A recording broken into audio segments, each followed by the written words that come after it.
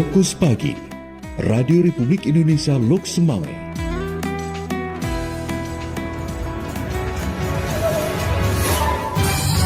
Pukul 6 waktu Indonesia Barat, dari Lok Semawe, Aceh Utara, Radio Republik Indonesia menyampaikan Fokus Pagi. Inilah mungkin salah satu budaya yang ada di Aceh yang mungkin tidak ada di wilayah lain.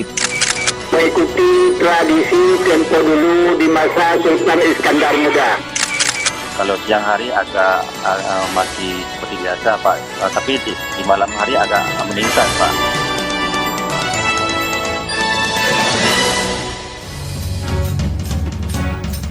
Tim redaksi RRI Lok Semawe telah merangkum hasil liputan di antaranya. Seorang jemaah haji Nasrun bin Ismail, 75 tahun, meninggal dunia di Arab Saudi. UMKM di Kota Lok Semawe diharapkan terus berinovasi mengembangkan produk usahanya. Bersama saya Robi, inilah berita selengkapnya.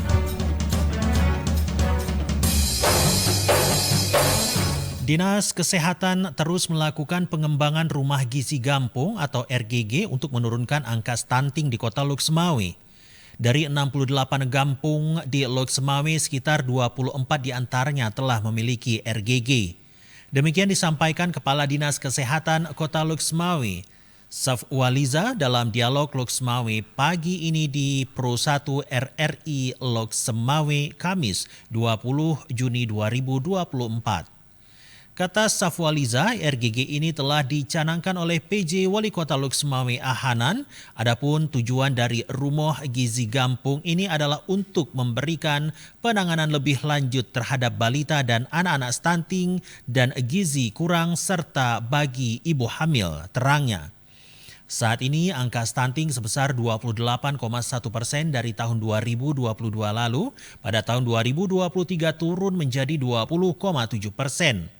Sementara itu, Gampung Pusung, Kecamatan Banda Sakti merupakan gampung yang paling banyak ditemukan kasus stunting. Sekitar 130 kasus ditemukan di Pusung, sehingga menjadi fokus penanganan pihaknya saat ini. Papar Safwaliza.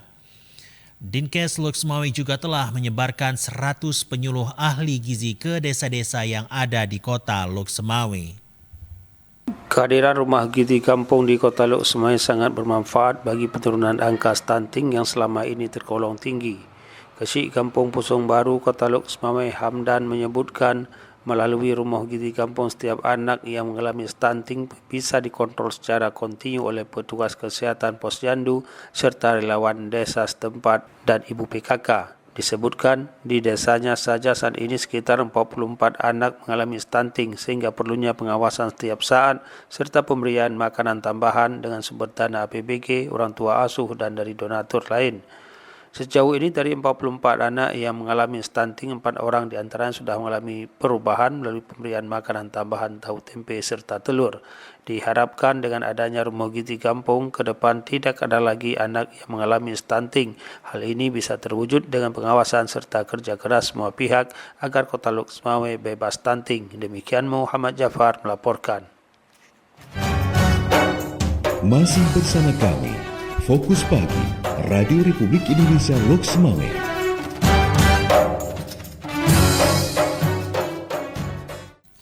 Sejak Kamis atau hari keempat pasca Idul Adha 1445 Hijriah 2024 Masehi, Pasar Impres maupun Pasar Pusung Kota Lok Semawe bergeliat kembali. Bongkar muat produk sembako terutama jenis sayur mayur mulai dipasok kembali ke pasar tersebut pada Kamis pagi ini. Sementara warga masyarakat yang tidak melakukan perjalanan libur hari Idul Adha juga tampak sudah mulai berbelanja ke pasar. Namun kebanyakan masih menikmati suasana liburan keluar kota atau ke lokasi wisata menyusul adanya tambahan masa liburan dari Gubernur Aceh bagi para ASN. Sementara itu, daftar barang yang diterima RRI dari Disperindak dan UKM Kota Lok Semawe menunjukkan bahwa 28 jenis stok mencukupi di tengah masa libur Idul Adha. Pendengar, Berikut kita ikuti sesi wawancara bersama reporter Albara Maulana tentang potensi pertanian di Aceh Utara dan kesejahteraan bagi para petani itu sendiri. Silakan. Pendengar di studio dan juga penyiar di Pro 1, di pagi hari ini saya reporter Albara Maulana telah tersambung dengan salah seorang dosen ataupun akademisi dari Universitas Malikus Saleh yang konsen terhadap pertanian dengan Bapak M. Nazaruddin. Assalamualaikum Pak Nazar. Waalaikumsalam warahmatullahi wabarakatuh. Ya, apa kabar Pak? Alhamdulillah seperti biasa Pak. Alhamdulillah Masih sehat. segar di pagi Iya. hari ini. Masih di suasana Hari Raya Idul Adha Pak ya? Baik. Mohon maaf lahir dan batin Pak sebelumnya. Sama-sama Pak. Baik Pak, ini di tanggal 21 akan ada Hari Krida Pertanian. Nah, kita RRI mengangkat tentang kesejahteraan petani khususnya di Aceh Utara nih Pak, yang memiliki lahan yang cukup memadai untuk untuk bertani ya, seperti itu. Nah, kira-kira kalau dari Bapak di awal bagaimana soal pertanian yang ada di Aceh Utara ini Pak? Silakan Pak. Baik, terkait dengan pertanian di Aceh Utara, kalau kita melihat pada prinsipnya adalah pertanian pangan ya di Aceh Utara. Lebih banyak itu lahan yang digunakan lahan-lahan untuk pertanian pangan seperti tanaman padi. Nah, kemudian juga ada mungkin di agak beberapa daerah atau beberapa kawasan itu sebagai lahan perkebunan. Namun kebanyakan masyarakat tani itu di bidang pengembangan atau budidaya tanaman padi untuk baik untuk dirinya sendiri maupun untuk kemudian dijual sebagai penghasilannya. Nah, saya kira itu yang menjadi stressing di dalam, kalau misalnya dalam pengembangan pertanian di Aceh Utara itu harus lebih tanaman pangan karena memang kebutuhan pokok itu kan. Dan sejauh ini tanaman padi fokus pemerintah juga dalam pengembangan tanaman padi sudah lumayan baik. Belakangan juga sudah ada program-program, misalnya program-program dari pemerintah untuk kemudian mengembangkan lahan-lahan yang terkesan rawa itu dimanfaatkan dijadikan lahan padi yang intensif gitu ya. Iya. Dan itu tadi bagian dari kesejahteraan juga bagi para petani gitu Pak ya, kalau kita lihat. Tapi Pak, yang sering terlihat ataupun yang terlintas di media sosial ataupun di media mainstream, pemerintah masih melakukan impor misalnya seperti itu, seperti beras ataupun produk-produk lainnya yang bersinggungan dengan pertanian. Ini apakah ini tidak mengganggu tentang kesejahteraan para petani itu Pak? Baik, sebenarnya yang dilakukan kegiatan impor itu untuk menutupi atau memenuhi kekurangan produk dalam negeri, produk lokal. Saya kira itu suatu hal yang membantu kemudian memenuhi kebutuhan pangan lokal kita atau pangan nasional. Tetapi pada sisi lain memang kadang-kadang terkesan kita mengesampingkan kesejahteraan petani. Namun belakangan ini saya melihat ada upaya pemerintah, terutama pemerintah pusat yang gawangi kemudian dititipkan kepada pemerintah daerah untuk kemudian mengoptimalkan lahan-lahan yang bisa ditingkatkan produktivitasnya, seperti yang saya sebutkan tadi, ada lahan-lahan rawa, kemudian lahan-lahan yang tidur, untuk kemudian dapat ditingkatkan produksi dan memenuhi kebutuhan petani. Namun pada sisi lain, kalau kita lihat di Aceh Utara, kalau fokus pada tanaman padi, ada satu kawasan irigasi itu yang masih perlu perhatian khusus. Nah, itu dia. Yaitu di Bendungan Kurung Pase, Bendungan Kurung Pase itu yang saya kira ada 9 kecamatan yang masih terimbas sampai saat ini belum bisa melaksanakan kegiatan budidaya tanaman padi secara baik. Ya. Paling masyarakat selama ini melakukan budidaya tanaman padi dengan mengandalkan air hujan. Ya. Tapi itu kan juga terbatas. Kemudian juga karena air hujan itu tidak bisa dengan baik dikontrol, karena itu dikontrol oleh alam, jadi tidak bisa kita kontrol dengan baik, sehingga kebutuhan air di lahan itu tidak begitu terpenuhi. Iya, apalagi kondisi cuaca seperti ini ya Pak ya, yang sudah lama nggak turun hujan kan, kemarau Pak. Iya, itu dia. Adapun turun hujan kan tidak begitu tinggi debitnya, ya betul. Tidak mencukupi kebutuhan air untuk budidaya tanaman padi. Jadi saya kira untuk Aceh Utara sangat perlu fokus, kemudian perhatian untuk mengoptimalkan kembali irigasi kerbaseh itu, karena juga kita lihat ratusan hektar kan terimbas itu. Betul. Jadi sejumlah kecamatan itu terimbas dengan tidak beroperasinya irigasi kerbaseh ini. Betul. Jadi ada multi efek dia. Betul. Betul Pak. Multi efek. Karena sebagian masyarakat Aceh Utara juga berkecimpung di bidang pertanian, terutama di lahan padi. Iya, persawahan Pak ya.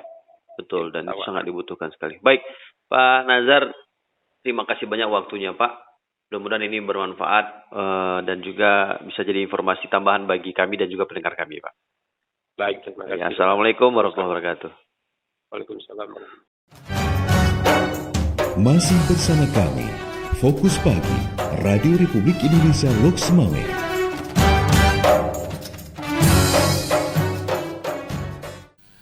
Kelompok usaha mikro kecil dan menengah UMKM di Kota Lok Semawe diharapkan terus berinovasi dalam mengembangkan produk usahanya sehingga para konsumen bisa terkesan dan mau membeli. Ketua Lembaga Perlindungan Konsumen Muslim LPKM Kota Lok Semawe Syarel MS mengatakan UMKM di Kota Lok Semawe khususnya yang telah memiliki jadwal tetap seperti yang berjualan di Pasar Ahad Festival diharapkan terus berinovasi dalam mengembangkan produk usahanya. Menurutnya upaya pengembangan ini juga harus didukung oleh pemerintah dan pihak swasta lainnya seperti contoh adanya pelatihan cara pengemasan yang menarik, cara pemasaran dan menyelenggarakan event-event keramaian seperti para UMKM bisa terus berkembang. Lebih lanjut dikatakan pihaknya juga menekankan kepada para UMKM agar dalam memproduksi produk makanan dan minuman yang dijual tidak menggunakan bahan-bahan yang berbahaya seperti contoh penggunaan borak dan bahan lainnya yang bisa menyebabkan kesehatan para konsumen terganggu.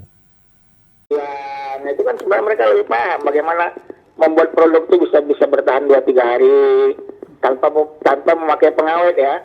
Nah, kan ada itu pengawet tradisional kita istilahnya yang alami itu kan ada pengawet alami. Saya rasa itu bisa dikembangkan lah.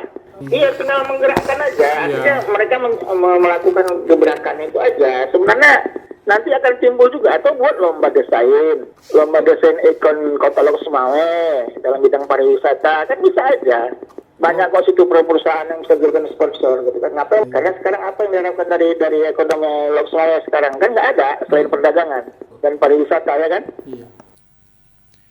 Seorang jemaah haji yang tergabung dalam kelompok terbang BTJ 02 Nasrun bin Ismail 75 tahun meninggal dunia di Arab Saudi pada hari Rabu 19 Juni 2024 pukul 10:56 waktu setempat. Ketua Petugas Penyelenggara Ibadah Haji Indonesia PPIH Embarkasi Aceh Azahari mengatakan Nasrun adalah jemaah dari Tupuk Baruh Jempa, Kabupaten Biren. Ia meninggal dunia di Rumah Sakit Mina Al-Wadi, Makkah. Menurut sertifikat kematian COD yang dikeluarkan Kantor Kesehatan Haji KKHI Mekah, Nasrun didiagnosa mengidap pneumonia atau infeksi paru dan ADHF gagal jantung. Azhari yang juga ke Kanwil Kemenak Aceh menjelaskan bahwa lontaran jumrah almarhum yang merupakan salah satu rukun yang diwajibkan dilakukan saat ibadah haji sudah dibatalkan oleh ketua rombongan. Azhari menyampaikan hingga saat ini sudah 5 jemaah asal Aceh yang meninggal di Saudi, yakni Ruhammah 84 tahun asal kota Sabang, Muhdin Ibrahim 62 tahun asal Biren, dan Muhammad Umar Ardik 78 tahun asal Aceh Tengah, Nasrun bin Ahmad petugas dari Kloter 7 Embarkasi Aceh, dan Nasrun bin Ismail 75 tahun asal Biren. Masih bersama kami, Fokus Pagi, Radio Republik Indonesia Loks Mame.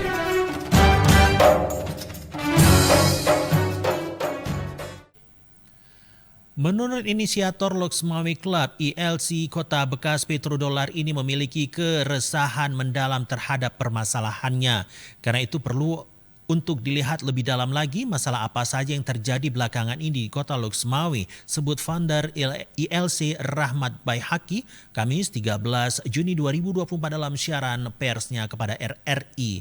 Diberitakan RRI sebelumnya ILC juga menggelar diskusi tentang advokasi, investigasi dan pengorganisiran terkait berbagai masalah di Kota Loks Mame dengan tema melihat lebih dalam keresahan dan permasalahan Kota Loks Mame. Diskusi digelar di Cafe The Breeze Kota Loks Mame pada Rabu 12 Juni 2024. Diskusi ini mengulas dan mengupas mengenai persoalan pemerataan pembangunan di berbagai sektor seperti sektor ekonomi, kemiskinan, pelayanan publik, keamanan, infrastruktur, pendidikan, lingkungan hidup dan olahraga. Masalah tersebut menjadi sorotan karena keterkaitan dengan hak seluruh masyarakat Loks Mame untuk mendapatkan kesetaraan pembangunan. Tidak hanya itu, masyarakat juga harus memiliki strategi dalam melihat sejauh apa sosok-sosok calon pemimpin ke depan dalam menguasai permasalahan dan pendekatan seperti apa yang ditawarkannya. Diskusi menghadirkan pembicara seperti Tengku Yusdedi, Ketua Majelis Adat Provinsi Aceh, Aijo Fridar, anggota Panwaslih Loks Mame, Ibnu Sina SP, Ketua Yara Loks Mame, dan dipandu moderator Royhan ST. Diskusi publik menghadirkan berbagai elemen-elemen masyarakat, pemuda dan mahasiswa di Kota Loks Mame seperti Lintas Bempase, Lintas OKP atau Cipayung Plus Loks Mame, Lintas Loks Mame Motor, Forum Bank Sampah, pengusaha, mahasiswa, pegiat budaya dan media. Masih bersama kami, Fokus Pagi, Radio Republik Indonesia Loks Mame.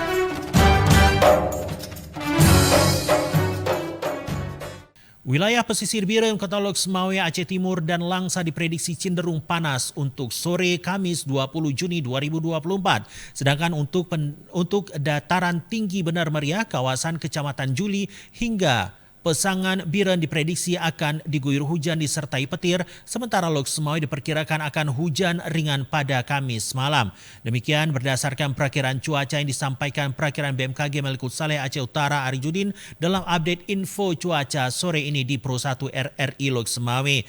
Ditambahkan kondisi tinggi gelombang di perairan pesisir mencapai 0,1 hingga 0,4 meter dengan kecepatan angin 5 sampai 12 km per jam. Sedangkan pada 20 km lepas pantai tinggi gelombang akan mencapai 0,4 hingga 1,1 meter dengan kecepatan angin 10 sampai 25 km per jam. Untuk masyarakat di dataran tinggi berhati-hati aktivitas di luar ruangan karena hujan beserta petir akan melanda daerah-daerah dataran tinggi. Selain itu, untuk nelayan juga diminta berhati-hati ketika melaut di lepas pantai karena gelombang akan mengganggu keamanan bagi nelayan saat melaut.